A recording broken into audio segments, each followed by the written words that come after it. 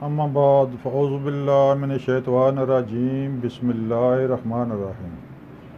محترم ناظرین السلام علیکم، میں ہوں حکیم محمد غالب۔ آپ دیکھ رہے ہیں ہربل ٹپس ود حکیم غالب۔ محترم ناظرین، انشاءاللہ ہماری کوشش ہے اچھے سے اچھے، اعلیٰ سے اعلیٰ نسخہ جات آپ تک پہنچا جائیں، آپ کی خدمت میں پیش کیے جائیں، جو تیر بہدف ہوں، جن میں شفائی اثرات زیادہ ہوں، جن سے شفا ہو۔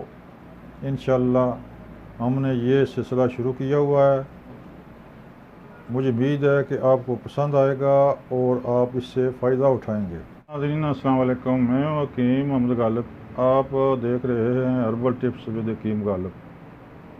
محترم ناظرین، اس سے پہلے جو ویڈیو ہم نے اپلوڈ کی تھی، یہ ویڈیو بھی اسی کے ساتھ ریلیٹڈ ہے۔ یہاں پر صرف آپ نے دیکھنا ہے غذائی چارٹ، جو اس ویڈیو میں ہم نے آپ کو مشورہ دیا تھا، آپ کو بتایا تھا، اس کے مطابق یہاں پر دیکھ لیں کہ آپ کے لیے کون سی غذا، کون سی سبزی، کون سا پھل شور کرتا ہے۔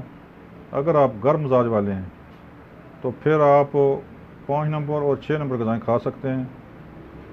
اگر سرد مزاج والے ہیں تو 1 نمبر اور 2 نمبر بھی کھا سکتے ہیں۔ اگر خشک مزاج والے ہیں، خشک سرد خشک گرم مزاج والے ہیں تو پھر آپ گرم خشک گرم تر غذائیں کھا سکتے ہیں، تو انشاءاللہ آپ کی صحت برقرار رہے گی۔